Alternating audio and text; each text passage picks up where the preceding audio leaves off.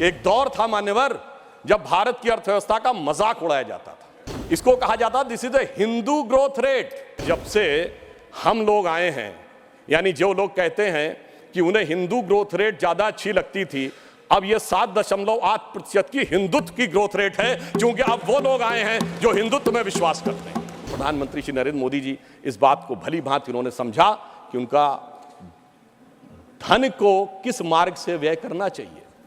मैं कोट करता हूं, हमारे धर्मशास्त्रों में कहा गया है, धनात् धर्मः तथा सुखम। धन वही सुख का कारक होता है जो धर्म के मार्ग से व्यय होता है।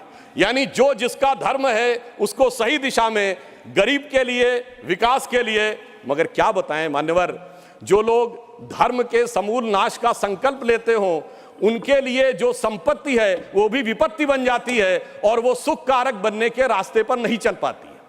परंतु मैं कहना चाहूंगा कि मोदी जी के नेतृत्व में उन्होंने जैसी युक्ति बनाई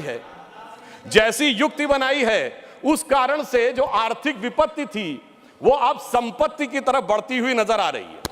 अब यहां पर मैं एक और बात भी कहना चाहूंगा मान्यवर, कई बार लोग ये कहते हैं कि साहब आप लोग आर्थिक विषय की बात करते हैं, मगर मैं ध्यान दिलाना चाहूंगा कई बार आर्थिक विषयों की बात करते करते लोग किसी दूसरे विषय पे चले जाते थे।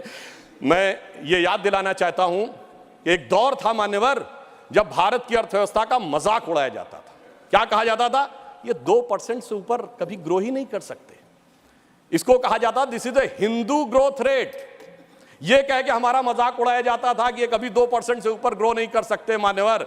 मगर जब से हम लोग आए हैं, यानी जो लोग कहते हैं कि उन्हें हिंदू ग्रोथ रेट ज्यादा अच्छी लगती थी, अब ये 7.8% की हिंदुत्व की ग्रोथ रेट है, क्योंकि अब वो लोग आए हैं जो हिंदुत्व में विश्वास करते हैं।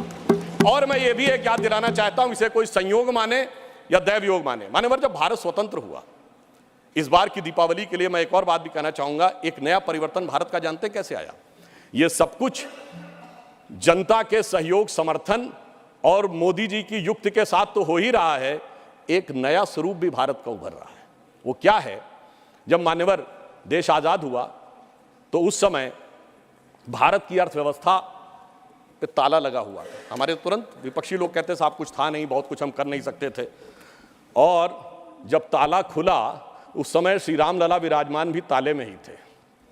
जैसे ही राम मंदिर का आंदोलन शुरू हुआ, अर्थव्यवस्था के अंदर भी नया परिवर्तन शुरू हुआ। 90 से 92 का ही दौर है अर्थव्यवस्था में भी बदलाव का, भारत की अर्थव्यवस्था के खुलने का, भारत की राजनीति की व्यवस्था के भी बदलने का।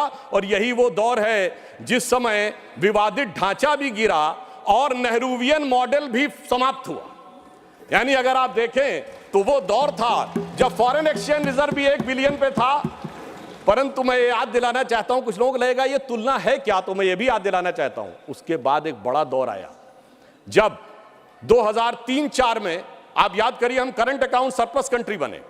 2003-4 के चौथे क्वार्टर में हम सबसे तेजी से बढ़ने वाली अर्थव्यवस्था हुई और इंडिया सक्सेस स्टोरी 2003-4 में कही जाने लगी।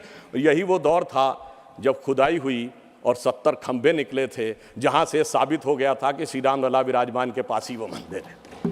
अब आप आइए साहब, उसके बाद 2019 में जब जजमेंट आया तो तब 1 बिलियन था, जब खंबे निकले तो फॉरेन एक्सचेंज रिजर्व 100 बिलियन था, अब मोदी जी के नेतृत्व में 500 बिलियन पहुंच गया। और इतना ही नहीं मान्यवर, अब जब राम मंदिर बनने जा रहा है तो हम 5वीं बड़ी अर्थव्यवस्था है, चौथे बड़े स्टॉक एक्सचेंज है, तीसरे बड़े ऑटोमोबाइल मैन्युफैक्चरर हैं, दूसरे बड़े मोबाइल के मैन्युफैक्चरर हैं, इंफ्रास्ट्रक्चर में इन्वेस्ट करने वाले हम नंबर 1 के देश हैं और चांद के अछूते कोने को छूने वाले देश भी बन गए हैं। और अब अगर आप देखें तो हम G20 में सबसे ऊपर बढ़ते चले जा रहे हैं। ये कह के मैं सिर्फ ये बताना चाहता हूं, कुछ ऐसे संयोग होते हैं जिनको देखने के लिए एक अलग दृष्टि चाहिए, जिसके लिए रामचरितमानस में एक चौपाई है कि सुमति कुमति सबके उर रही, यानी अच्छी मति और बुरी मति सबके मन में रहती है। नाथ पुराण निगम यह कहीं, ये पुराण और उपनिषद ये बताते हैं। और जहां सुमति तहां संपत्ति नाना, जहां कुमति तहां विपत्ति निधाना। तो इसलिए जो जो हम धनात् धर्मात् तथा सुखम की दृष्टि के साथ संपत्ति बढ़ते गए, वहां इस देश में संपत्ति आती गई। On the lighter note and on the serious note मैं ये भी कहना चाहूंगा, हम सब चाहते हैं कि भारत वर्ल्ड की नंबर 1 की इकोनॉमी बने और मां लक्ष्मी की कृपा इस देश पे बनी रहे, पर मां लक्ष्मी भी कमल पर ही विराजती हैं।